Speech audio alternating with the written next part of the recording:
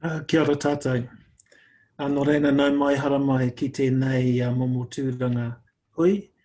It's my pleasure to open our hui this afternoon. Nō reira, tēnei te ara kei runga, tēnei te ara e rangi, te ara o tēnei tupua, te ara o tēnei ariki, te ara o rangirau o ko papa, rarau te pane o tāne, rarau te tangata ki raro ki a tīna, tīna hui e tai ki e. Kia koe, Joe. To you, Joe. Well, thank you everyone for joining. It's wonderful to have you here, and I know more people are going to be joining us as we continue and start this conversation. I'm going to be helping to facilitate our time together today. My name is Stephen Moe, and I'm a lawyer working in the community sector, and I'm also the host of a podcast called Seeds. So I just have a few comments to share with you before I hand over to Joe. And the purpose of this is just to frame our discussion. Why are we here today? There's been really high interest in this talk. I know several of you will be listening afterwards because last minute things have come up, but we've had a few hundred people sign up for this, which is a really wonderful indication, I think, that there's an openness to looking at co-design and how we do things going forward. And why is that? I think we all agree that through COVID, we've had the chance to revisit our past ways of thinking, the past ways of doing things. I know the aim of today, I think, is to continue those discussions and to look at what cross-sector discussions and support and challenges might actually lead to. So that's why it's exciting to be here today, to be able to listen to Dr. Joe Cribb and Matua Kevin, who are going to be sharing with us. The National Strategy for Community Governance has been an amazing initiative, and I'm sure Joe will say a few words about that as well. But there was more than 150 people involved in sprints co-designing. I was fortunate enough to be able to be part of one of those and really enjoyed the experience. So I'm really looking forward to hearing the reflections from you, Joe, as we go on. I just want to say as well, there's going to be a follow-up email which has links to a bunch of other material that's come out of that initiative. So make sure that you check it out. This might be the first time that you've engaged with what's going on here, but there's a lot of content there. So within the presentation, Joe is also going to be talking with Matua Kevin from a Te Ao Māori perspective. And I think that's going to be an interesting part of this conversation and what it means as well. We do have the Q&A function. I'm sure we're all familiar with Zoom. So at the bottom, there's a Q&A function. And we'd encourage you to start, as you're thinking of questions, just type them in. There's the capacity to upvote questions, so you can choose others, see what other people have done.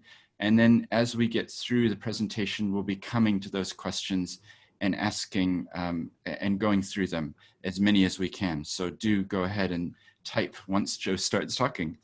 I know some of you will need to move on to other meetings halfway through, or maybe you will know other people who would benefit from the content today. So we are recording this. It will be available in a link that gets sent out in an email later. It will go up as both a video and also as audio in the Seeds podcast. I just want to finish by, before we get into Joe, just to say thank you to the Auckland Council, Foundation North, Grant Thornton, Rata Foundation, and the Department of Internal Affairs Ministerial Discretionary Fund, who've been big supporters of this and have helped make the whole project happen. So Joe, we're going to hand over to you. You've got some slides here. I'm sure we're all curious to find out what are some of the things that you've learned about co-designing and collaborating for social impact. So over to you. Everyone type your questions into the Q&A, and then we'll come back and have some good discussions. Thank you, Joe. Tēnā koutou katoa, ko arangi te manga, ko waimakarere te awa, no Aotatati hau, ko Joe Cribb tēnei.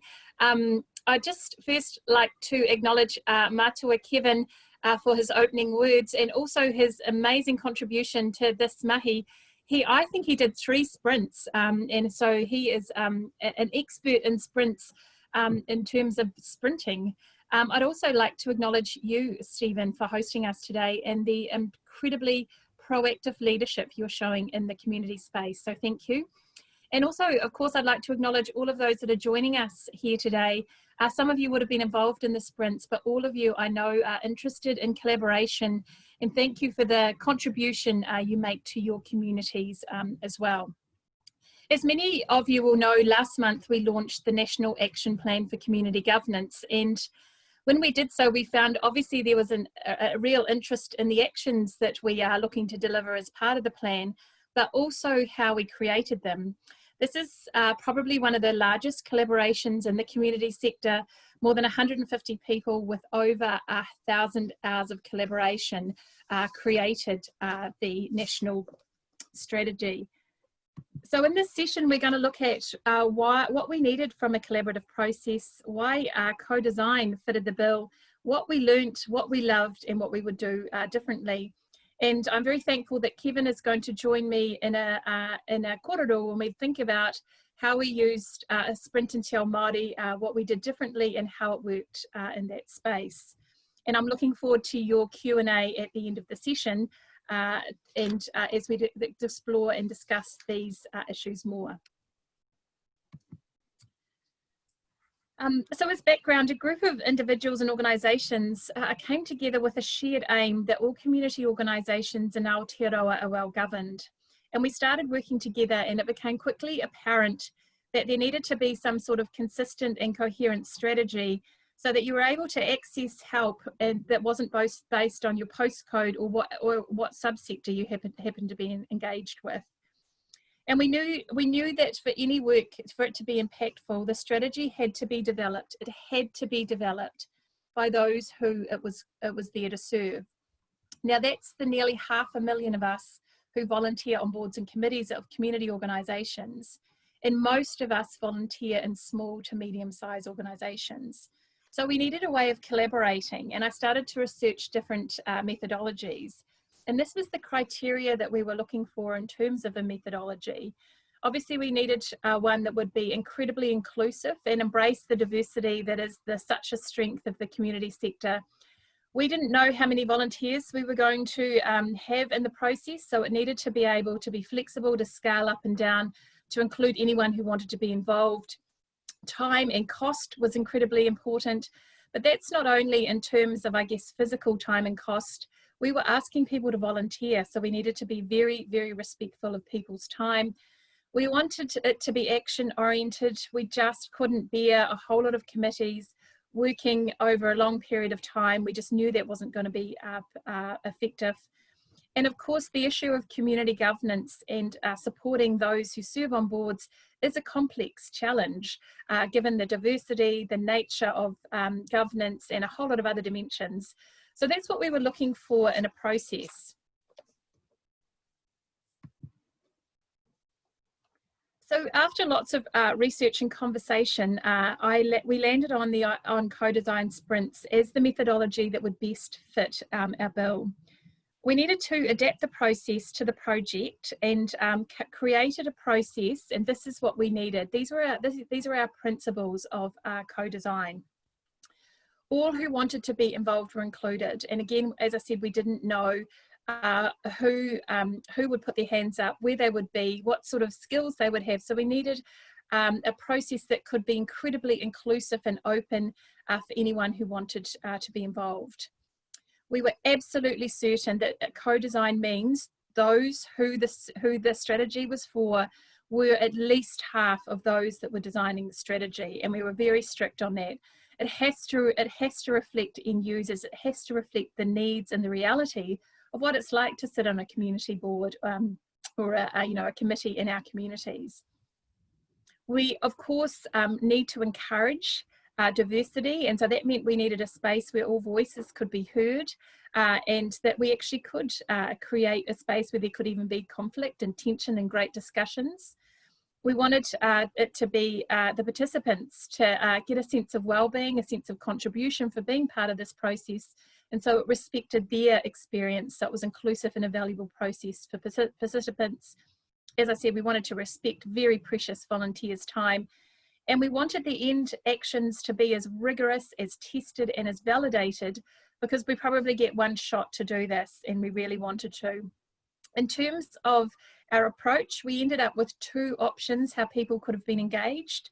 For that meant some people were engaged in the sprint teams for 2 days, 2 solid days, and for others, they were involved an hour each day. So we were trying to provide as many opportunities for as many people to be involved, realizing that many people couldn't give up 2 days of their time. So this is where we ended up. Now, I was thinking about the best way to share about when we talk about co-design and we talk about sprints, and they're all sort of, I don't know, they're words that are used a lot. So to make it as tangible as possible, I've actually shared what we did over the 2 days, so you can get a real sense of what you would have experienced if you were part of a team. So obviously we spent quite a lot of time before the sprint getting to know each other and setting up what is called the challenge statement. That basically means that we're all starting on the same page with the question we're trying to answer. In the first session, we spent a lot of time on our whanaungatanga. The more we understood the diversity and the expertise that was in the sprint, the more we would be able to work fast and build trust. But one of the critical pieces of our sprint process was building personas. Now, these are basically caricatures or pictures. We actually did do pictures. We found images of the people who will benefit from our work. Now, many people have different needs. If you're a new board member, if you're an experienced board member, and so we tried to create personas about the experience that represent the experience of those who this strategy would be for. And we used them throughout the process to make sure that we were focused on the end user, not designing something for ourselves, but designing something that would be of use to those who are going to use it. And then we worked through, with our personas, what would awesome look like if they were absolutely a part of a board that was absolutely fantastic? What would excellence look like? And we basically then created the steps to get from the current state to what their ideal was. Once we had that done, we brainstormed through some structured brainstorming, some actions to get us from here to where we want to be.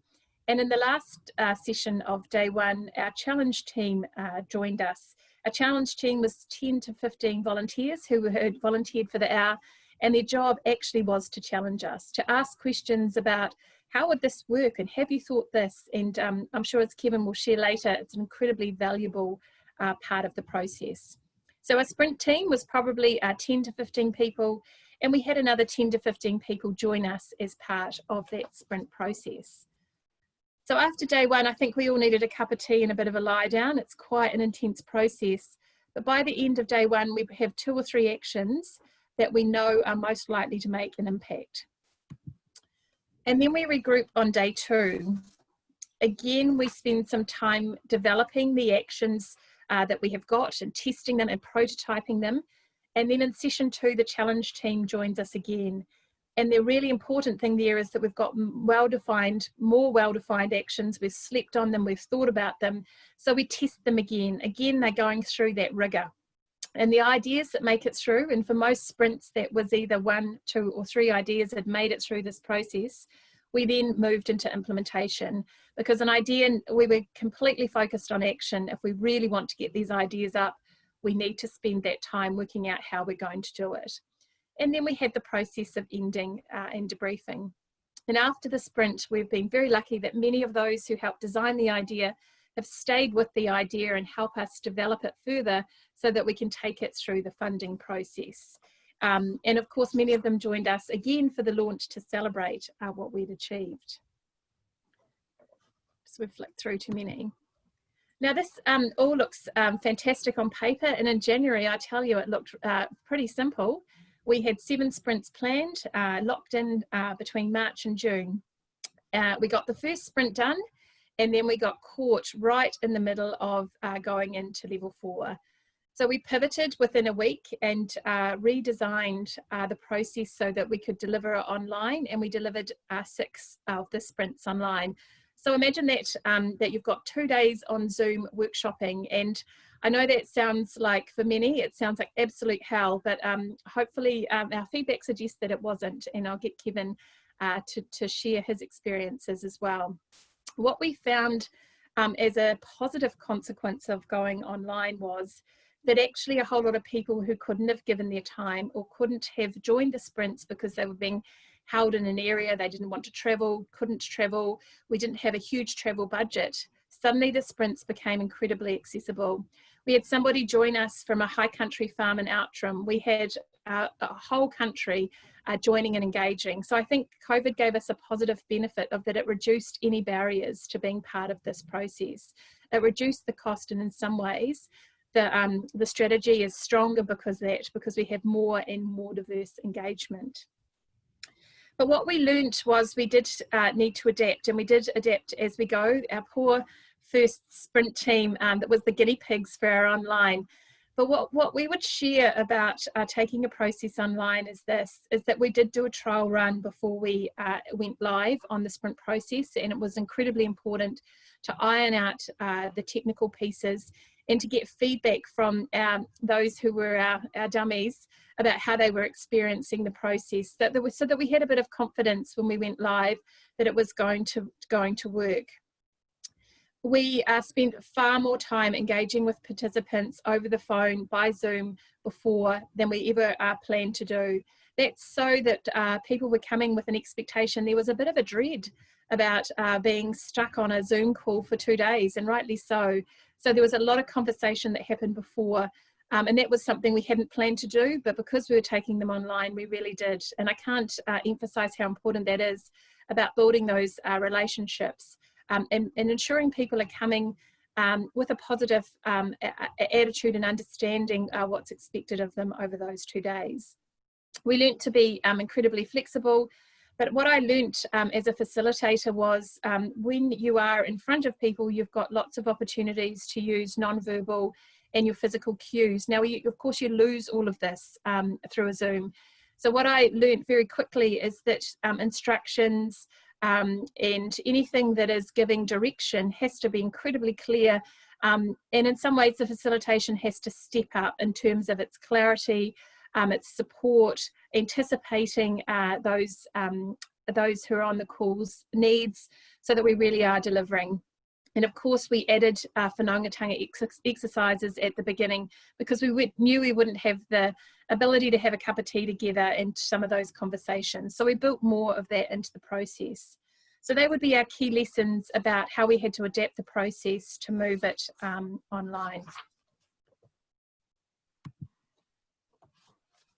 Throughout all the sprints, we had an amazing diversity of people joining us. We had fantastic conversation, and this included people like Kevin with experience on marae committees and organisations governing Māori resources.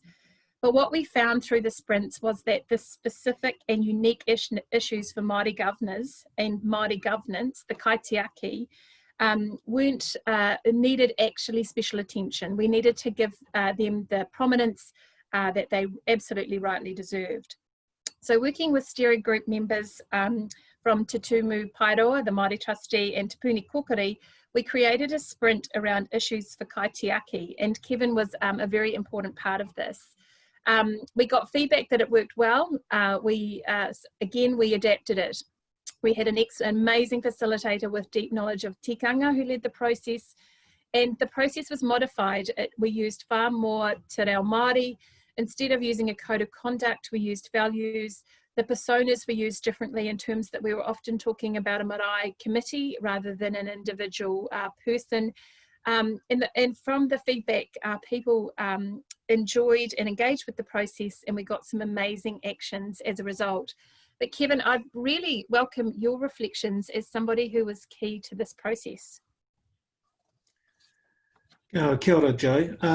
Kia ora tātou. Ai Kevin Hainui tōku ingoa. He uri ahau i te taho tōku pāpā no whanau panui nā te kahununu tūhoi, te whakatōhia, hei te taho tōku māma. He uri ahau no ātihau Ngāti Rangi, Ngāti Uanuku, Ngāti Tamakana, Ngāti Tūwharetoa. Nō reira tēnā koutou. Joe, my experience and reflections really on the sprint and Te Ao Māori highlighted to me that it was a really unique opportunity for Te Ao Māori to look at another way of getting together as a collective. It really provided the opportunity, as you've already mentioned, for a diverse range of our community to come together. And I think there were also some special considerations that clearly the organisers from the designers of the Māori sprint took into account.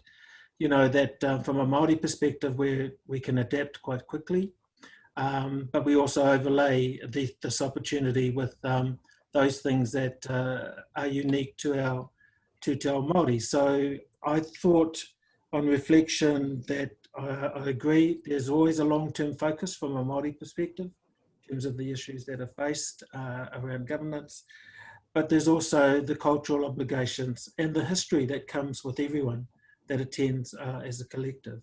And I think possibly the third thing is that we do think in a very holistic way. So even though the collective is very important, so too is the individual, but actually the individual is the collective. So I think the two come together quite nicely there.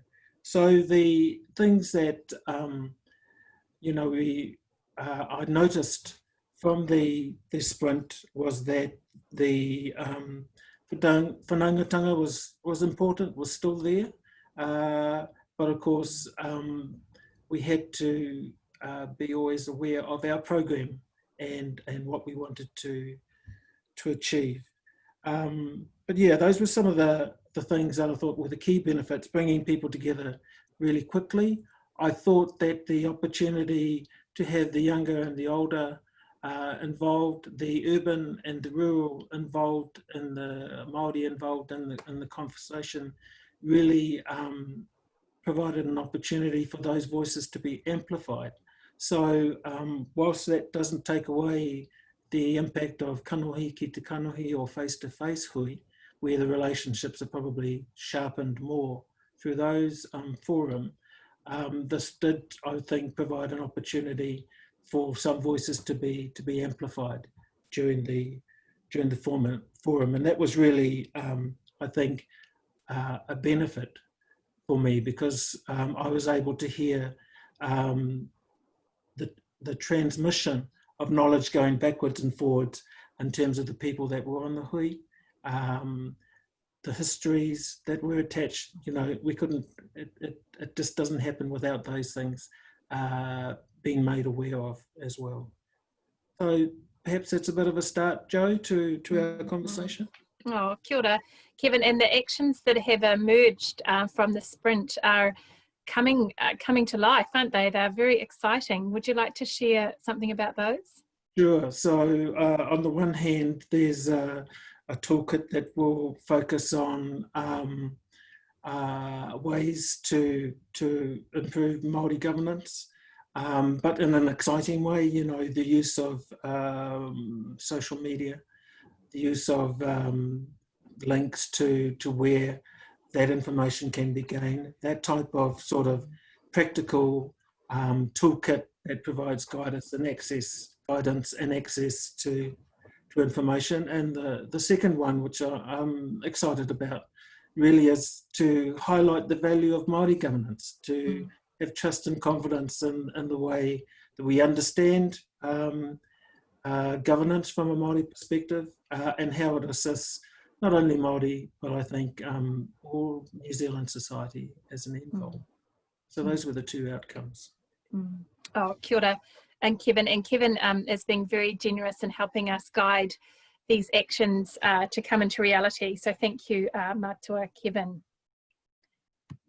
When we step back on the whole project and reflect, I guess, what we learnt, and sometimes we learnt the hard way, the first one here is the project infrastructure is critical. Now, by that I mean we have an amazing steering group who provide the stewardship, accountability, and vision. And I'd just like to acknowledge we have steering group members joining us this morning, and how critical that is.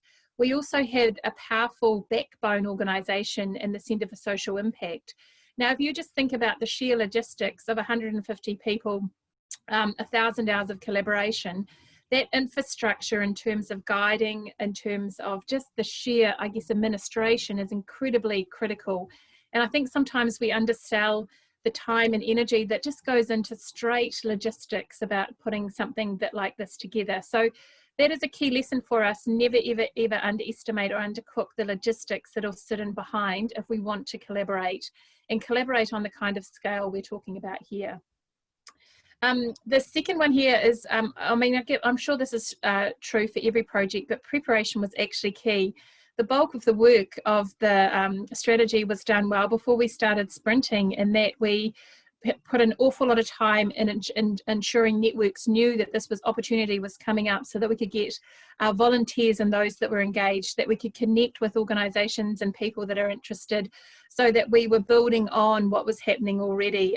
Right, and that, I mean, that's the whole point of is building on energy and amplifying what's already happening. So a huge amount of work in the preparation and connecting, as I said, in the logistics and the admin. You can imagine the spreadsheets that sat behind those, this project, the amount of Excel power that was needed to get everybody in the right place on the right link at the right time, and comfortable with what their role is, and respecting everybody's individual needs, and comfort, I guess, on being online. And also, I guess, the research and evidence that actually framed the sprints. We asked, each of the 7 sprints asked a question, and it was based completely on research and feedback and consultation. So a huge amount of work went in before we even got to the fun bit of the sprints. What we would signal is that working online absolutely created so much, we think, more positives than negatives for us. And I think we, as a community, we're getting more and more comfortable with it, with working. So it really did reduce some of the natural barriers to being involved. And as I say, I think it was a tool of inclusion, as long as it is facilitated well, so that we can bring through everybody's voices. So again, the preparation, the infrastructure is critical, and then the actual platform can be very effective.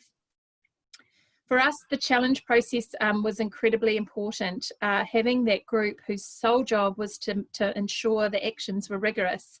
In the sprints, we did get excited about these ideas, and there was energy, and just having a challenge process where there was a natural stepping back and going, will this work?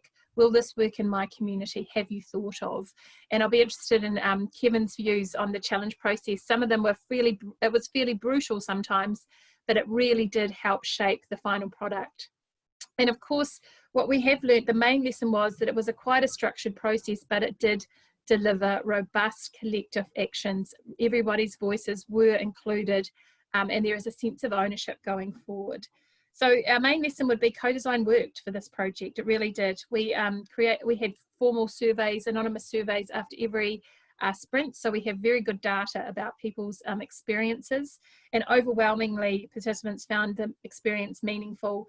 They really enjoyed the collaboration. They thought they had an authentic opportunity to contribute to something they cared about, and that the actions developed are likely to be impactful. So there's a real sense of, I guess, as I say, ownership of this work. And I think the main testament is so many of those that were involved in the sprints, like Kevin, are staying with the process and helping to make sure these actions do turn into reality and are as appropriate and relevant and as impactful as they can. And we'll go to the next slide here. And what we loved about the process was that 150 people from every aspect of the country came together over 1,000 hours. We did nearly all of it under lockdown, and we created 15 actions that are the most likely to make impact for those that volunteer on the boards of committees of community organisations. And that it is actually, no one owns this, we all own this strategy, which for me is incredibly exciting. The process we used, I have written up as a, I was going to say a publication. That makes it sound very grand, doesn't it? So it is a report, and I guess Stephen and Kevin, we're officially launching the report right now. Ta-da! So the report outlines in detail how we approach the project, our honest reflections. I've just given you a sort of a very quick summary this afternoon, and what we learned and how we modified. So it's got incredible detail. We documented everything as we went through. It also includes all the templates that we used to set up the projects and all the PowerPoints, everything that we used as part of this sprint process. So in theory, you could pick up anything that we used, modified it, and that should get you started on your co-design journey. So it's there for you to use. We will send you a link in the material that goes up. It is on the Centre for Social Impacts website now, if you'd have to look, if you want to look. And we really do encourage you to try co-design as an absolutely powerful tool of collaboration.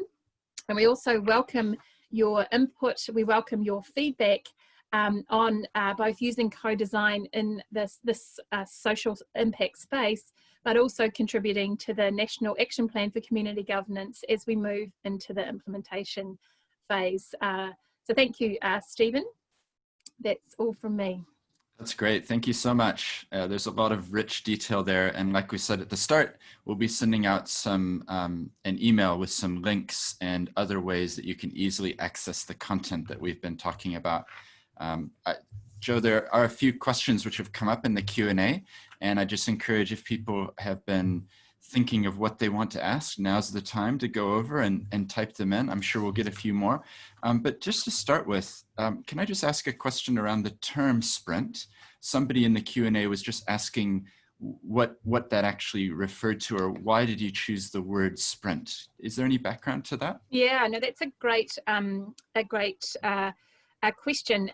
In the report, you'll see a lot of the background research about this methodology. So it evolved probably through two different sort of bodies of thought.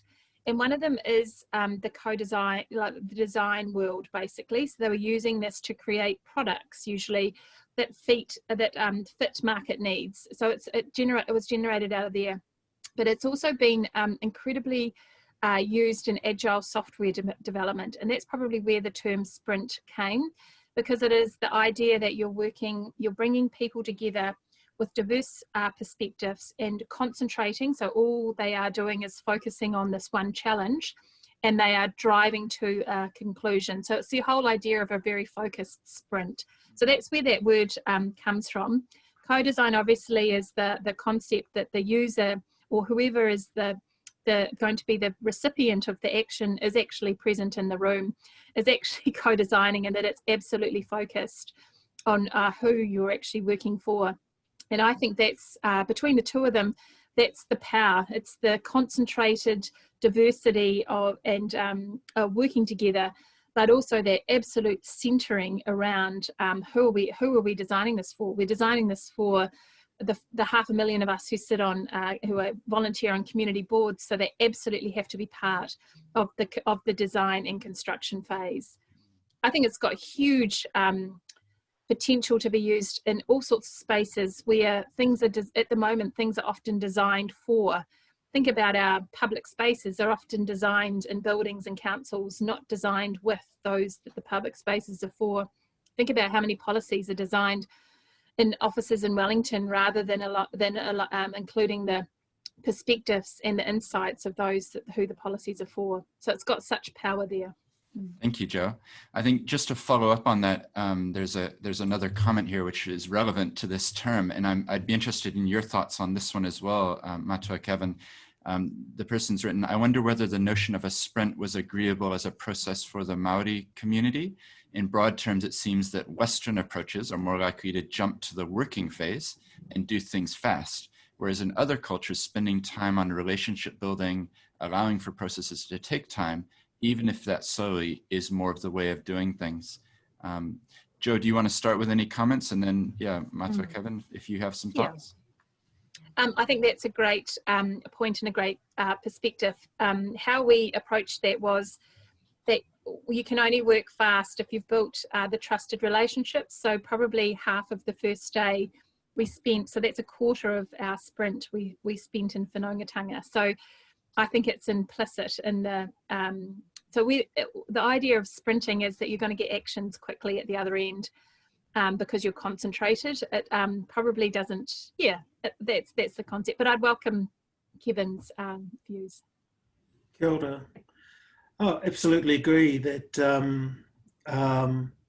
there's no way that we would replace some of the way, the methods that we go through in terms of our decision making, and that whanaungatanga and time is very important in that process. I think the co-design process for the sprint is another type of forum for idea generation that we can use. So I don't think one replaces the other. I think this is just another form that is part of the long-term solution that we're looking for whatever hui we're coming together for. I did think that the sprint process seemed to generate, even though it was done very quickly by that comparison in terms of a 5-day conference or something like that, that it did generate some outputs, probably more effectively than a conference could. So, if you had to ask me the question, if I was to have it next week, live or in person, I would live and online. I would really think hard about doing something live online, but you just can't get the numbers, perhaps. But it is another form, and I think it's a valid form for Te Ao Māori to be using and adapting. I think that's a helpful way to frame it, actually, in terms of this is another tool. This is another way of doing things, isn't it? And it's interesting that you picked up on that question, would you run it online or in person? Because that's actually one of the questions in the Q&A. So I am curious for you, Joe, we live in unusual times. If you did this again and you had the choice, would you run it online or would you go back to an in-person format? That's an amazing question, isn't it? Obviously, we had no choice. There is what we found. So we had the experience of running the first one face-to-face, and we found it took longer. So it actually took 2 full days. And when we did it online, it took about a day and a half. So there's something about working online that is, it is far more efficient. So the answer would be, I don't know, and my advice would be it depends on what really matters to you in terms of the process. Many of our, listen, if we had the ability that people could meet and have a cup of tea together and have all the ability to learn from each other in those informal settings, we would have grabbed it. We didn't. The benefit was that we had so many more people involved who wouldn't have been able to be there because they wouldn't fly in for a day, or regardless, we had the challenge team online anyway, so that was always going to be a part of that process. I know I'm not really answering the question. I think it depends on so many different factors in terms of what's most important to the process you're designing, who's going to be involved, who's going to be included and excluded, what are your aims? Do people know each other already? We did have some sprints where people kind of knew each other, or there was 2 or 3 people that knew each other that could help build the trust for the organisation. And in some ways we substituted some of that in the things we missed by doing it online, by me ringing everybody, hours and hours and hours of phone conversations before we even got to the space. So at least somebody had a connection with me, if that makes sense, as a facilitator. So I haven't answered your question, have you? I think the answer is it depends. How's that for sitting on the fence, Stephen? No, I kind of thought that would be a good conclusion to get to. I agree. It depends. And some of the conversation here in the chat is noting that it is useful for certain things, and maybe you wouldn't do it in another, depending on the context. But it does lead us to another question, which is, you had the day 1 and 2 very close together, didn't you? Looking back or now, do you think that contributed, having it the next day? Or is it, with hindsight, would it be better to have a bit more time? Or what's your thinking about that? I welcome Kevin's thoughts as somebody who was experienced it. But in some ways, I think the intensity of the 2 days created actually the momentum and the action. I'm not sure if we had more time to consider whether we actually would have come up with anything that was better. And the intent, I know the experience of many people after we'd finished day 1 was that they just thought about it all night, basically, and came back the next day. And often we reframed the actions after people had had a chance to reflect or to talk with those around them, or to clarify, or often to reflect on the feedback they'd been given through the challenge group. So in some ways, the benefit is that you've got that intensity, the whole idea of a concentrated sprint. This is your sole purpose for those 2 days, is getting something excellent out the other end. The alternative would be to spread it out, and even spread it out, say the sessions could be spread, over a couple of hours a day over a week. And they're all, again, viable options. You lose the intensity, but you get the power for reflection and more conversation. So again, I guess it's a trade-off. Again, Stephen, I'm going to give you a it depends answer. It's all about you, your resources, what you're trying to achieve, the participants' needs. And that's the neat thing about this process, is that it's really modularized, if that makes sense. And you could deliver it in a way that suits your, and we talk about that in the report quite a lot, seeing each of the discrete sessions as a module. They could absolutely be tailored to the environment that you're working in to meet your participants' needs. But Kevin, what would be your reflections? I mean, you've done, 3 that were done very intensely. What would be your thoughts? I liked the fact that it was day 1, then day 2, straight after each other. And I think when we talk about intensity, we tend to think that it's laborious, pressure, and yes, there were some aspects of the sprint which were like that, but actually it was really energizing, because there's a lot of creativity that's going on during the sprint. So to me, if it was to be held over a longer period, I think it would be more draining from my perspective, in terms of being connected to that kaupapa for a longer period is actually quite hard, I think. So having that intense and over a 2-day period, to me, seemed to work well for me. But however, if we've tried another method, maybe I would be wrong. Kia ora. Well, you mentioned there the intensity of the 2 days and being back to back. Joe, was there anything that you were conscious of or thinking of how to look after the well-being of the people who are contributing? Because it is quite an intense 2 days. Absolutely. And as Kevin said, obviously I rang and connected with everybody beforehand, and also understood for each of the participants, I guess, for want of a better phrase, where they were at, if that makes sense. We were under lockdown 4, and some people were struggling more than others. Some people were, during the sprints, were homeschooling their children. Some people had Wi-Fi issues. Some people were less confident in Zoom than others.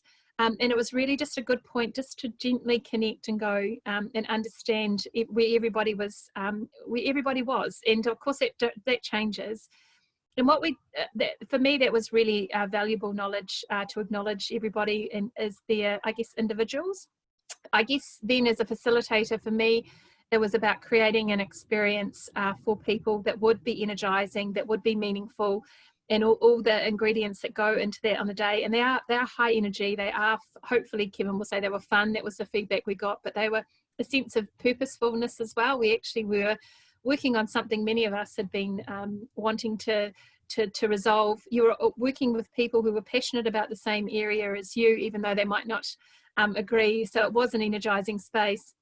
But we also were very, very, very flexible. So people were coming and going during that's the nature of the modules. So I would often say at an end of a module, if somebody needed to just step out, fantastic. But I could easily integrate them back if they missed a module. So if you think about that in terms of session, it was very easy to work with where people were at, how much they wanted to give, and how available they were. And listen, we had lots of lovely toddlers contributing fantastic ideas, all sorts of partners. It was a very inclusive environment. We were just working with what we've got, because that's how I guess we all roll. So what I did like is that it was easy to weave people in and out, and depending on where people were and how much energy and whether, you know, some people had bad days. So it was like, well, join us at lunchtime if you want to, and I can because you're online, I can easily catch you up and I can easily integrate you seamlessly into the process. So we did think a lot about that. Had the post worked, we wanted to send care packages to everybody, but it wasn't working.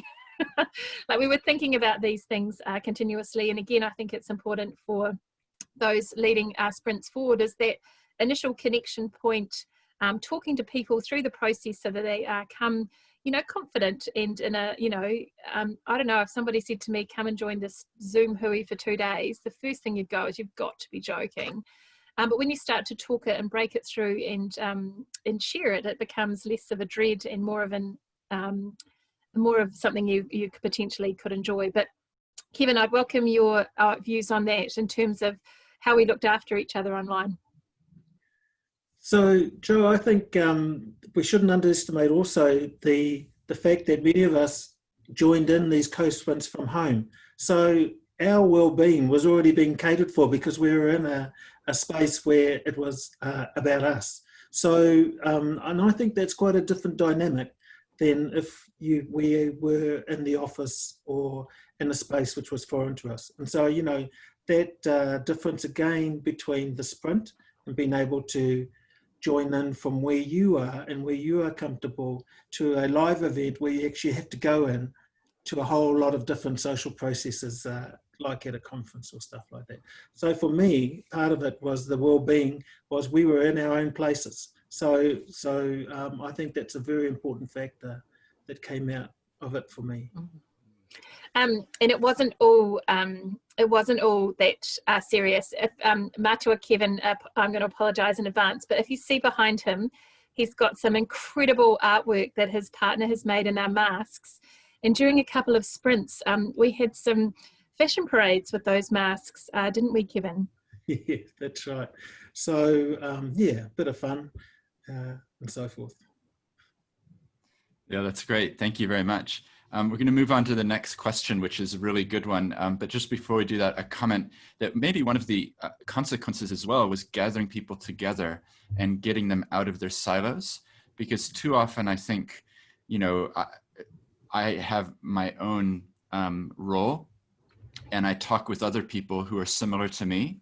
And so this sort of format where you go in and you're meeting people who you maybe have never met before, but who are on the journey with you, I think that's something that shouldn't be downplayed as well, because certainly it's a way to then build a relationship. And then next time you see that person who you didn't know before, all of a sudden there's that connection point, something in common. And it just is a way for that diversity of thought to be bouncing off of each other, isn't it?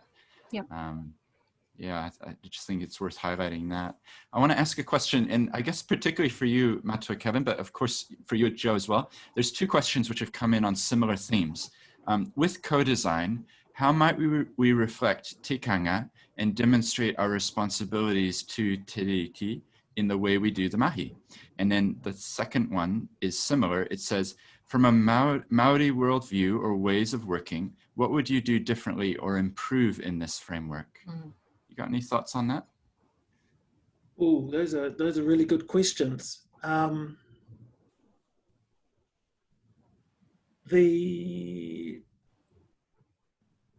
terms of te reti, clearly there needs to be some real thought right at the beginning in terms of the co-design of whatever's happening about that. And the question is probably a little too open for me to really answer, or to give an answer that I think is relevant. Just in terms of what we're trying to achieve with the te reti, or is it about acknowledgement or so forth? So I would welcome probably a bit more of an elaboration on that question. But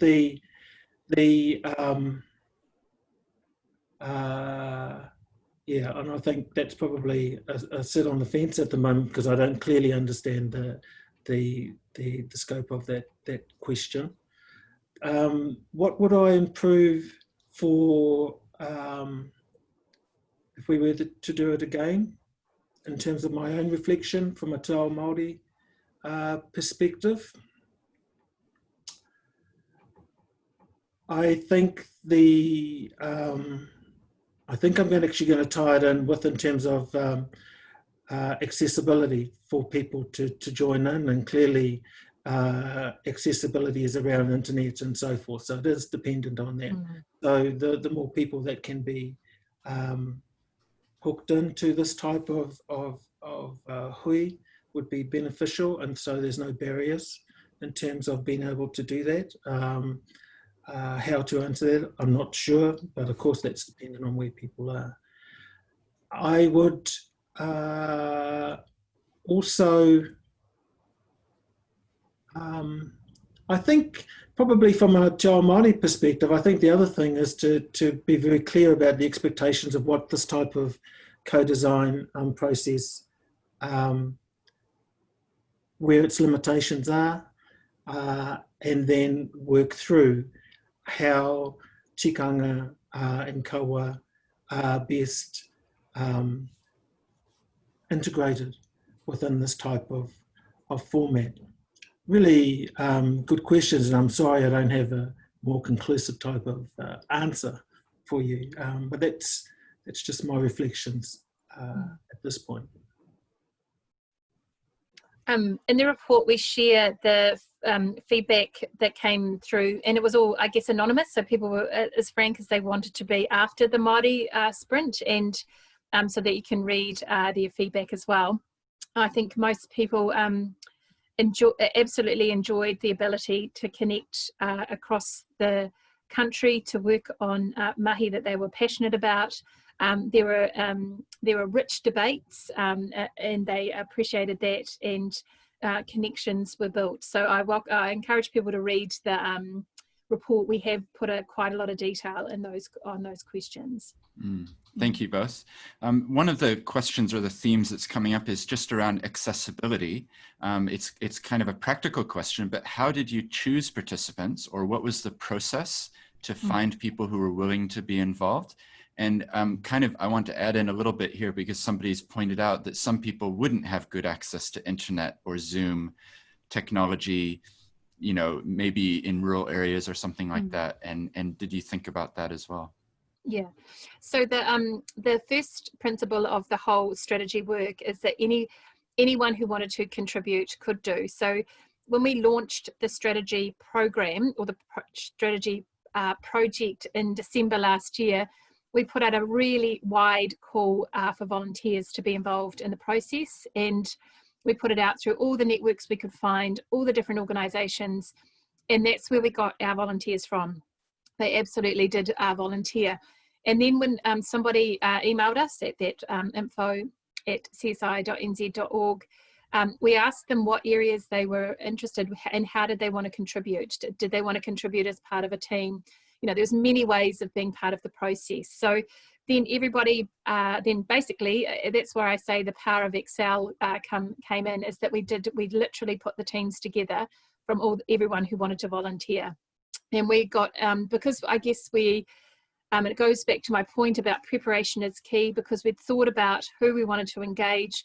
When we saw that we were getting, fairly good representation from Pacific communities, but not so much for Māori, our steering group members who were there from day one, from Te Puni Kokiri and Te Tumu, and Susan Huia, we've got some great leaders who have got very strong connections in Te Ao Māori. Again, we just did a push to go, come and be part of this, and that's how we generated all the volunteers. They literally volunteered, and we got an amazing group when we went through and analysed that, absolutely from top of the country to the bottom of the country, rural, urban, and across the amazing sectors, you know, the education, churches, environmental, social service delivery, sport, across all the dimensions, just because we had put that energy in to reach out across the sector and say, if you're passionate about this, come and help us, or come and work together with other people who are passionate, and let's create some action so that all community organisations are well governed.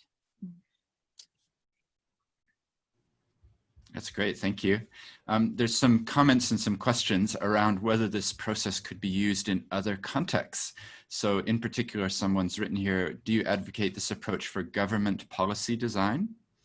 And Yes. the other similar, yeah, this Yes. easy answer. The similar theme here is, the person says co-design, I think it would be useful to use this for other areas, e.g. health or art. Yes. Yes. Easy answer, yes. The power of this is that it's not doing two. It's not a group of well-meaning people sitting in an office designing something for someone they may not really understand their reality, which unfortunately is how so many of our services and policies are designed. By doing this, and if you follow, I guess, the principles we took, you would at least have half of the team that are making the decisions or doing the design, those who are going to be recipients of that service. And so you're just going to get a more impactful result. But it does mean that you need to collaborate, and it's genuine collaboration. It does mean, let's be honest, it's power sharing here. We had no idea of the actions that were going to come out. It was absolutely, totally co-designed. You don't have control. There's no power wedded. And if you're able to go into a process with that degree of integrity, just amazing results will come out the other end. And Joseph, one of the comments here is, could this process be condensed into smaller, shorter hui, or would it lose its effectiveness? Any thoughts on that? Yeah, good question. So a lot of the reading I did beforehand, and again, we've put some really good references in the Sprinting for Good report. If you're interested in reading, there is quite a lot of written material about this process. Most of them advocate 5 days for a sprint process. Now, we knew for volunteers that was just not going to be, it's just not feasible. It's disrespectful of people's time, and we just won't get there'll be very few people who can give up a whole week to create action. So we designed the process around 2 days. We've seen it used for a 1 day sprint. It's pretty intense, but you can move through a 1 day process. And as I mentioned before, if you think about the different sessions as modules, you could deliver them over a course of a period of week, in bite-sized chunks. So it is flexible in that sense, yeah. Yeah, that's great. Thank you. Someone else has a kind of a theme. We've talked a little bit about this, but making people feel comfortable in contributing. So I'll just read what they say. Could you please talk a little bit about how participants in your sprints took to the process and what strategies you employed to help them feel comfortable and safe to share their ideas? Oh yeah, great question. Oh, that comes down to, I think, the tools of facilitation, and a lot of the work we did was in small groups, and people were self-selecting by the ideas that they were interested in. So you're naturally part of a group that you're engaged in. It's often small group. We did, at the beginning of the session, we did quite a lot of work on our code of conduct, and in the Māori sprint, our values, so that we're all on the same page. Again, all that preparation, so people were coming in feeling confident and encouraged and had a really good idea about what was going to happen and how they could contribute. And then just, I think, really clear facilitation. If someone isn't as vocal, just giving sort of opportunities to make sure. And we, in the end, we didn't really have any issues with quiet people or people not feeling. And I think what was incredibly important was, after the first sprint, we surveyed and asked just that. Did you feel this was an inclusive space where you could say, and how could we improve that? And consistent feedback through all the sprints we got were, this was a meaningful process. I did contribute. I'm excited. It was inclusive. And so I guess it's structured process, all that preparation that goes in before, good facilitation. But Kevin, I welcome your thoughts. I guess you were as I say, you've got 3 sprints under your belt. What would you say in terms of ensuring people have their voice? I think, Joe, that what you've mentioned in terms of structured, content and facilitation is really important. The opportunity for whakawhanaungatanga and people getting to know each other is important. The fact that we were, put into smaller groups and then allowed to to talk further, created more opportunity to provide our voices in those areas. I think the other thing too is that when you create personas, you create an opportunity to be able to speak to that persona. So it's a lot easier to speak to a persona and then to incorporate your ideas as you go through and create those personas.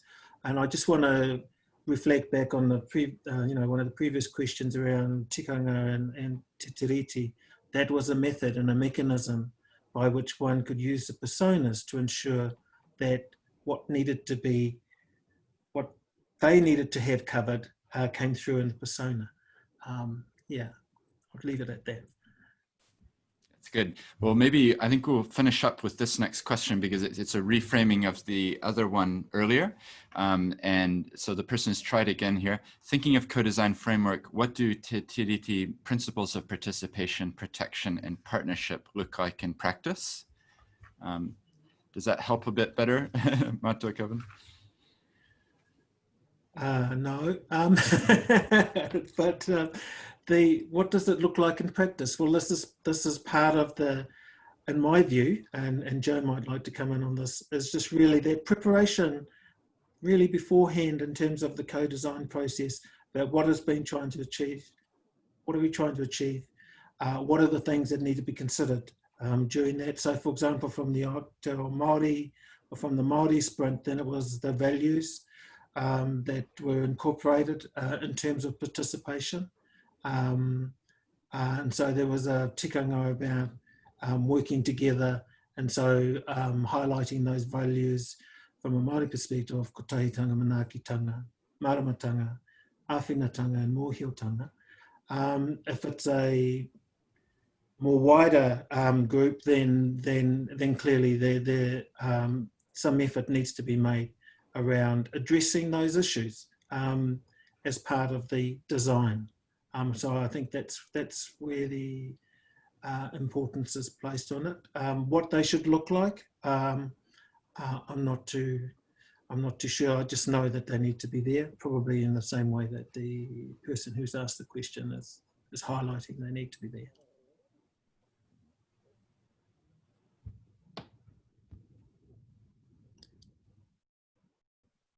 Joe, did you have any final thoughts there on that question? Matua Kevin has thought about these things long and hard. For us, it meant it wasn't just, if you think about all the stages we went through in the co-design is actually for us was only a small part of a longer process. So for us, that meant around our stewardship and our steering group body, we had to start in a partnership model and drive it through.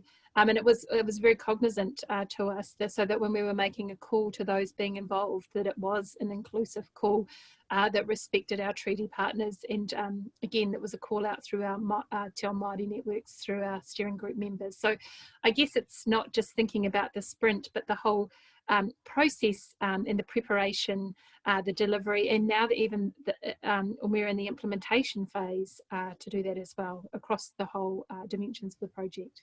Mm. Well, that's really good. Well, it's been really helpful to hear those perspectives and those answers to the questions. So thank you everybody who typed in questions. One of the people put a comment about, is there that many people on governance boards in New Zealand? With a really question mark. And I think this is part of the point, is that yes, there really are a lot of people out there in the community. The figures show estimates about 115,000 different community organizations. So just do the maths, work out how many governors are involved in those, and some have more than 4 or 5 people. So, you end up to 500,000 very quickly. Yeah. But that's why this work is foundational work. This is important work because it has potential flow-on impacts for so many people.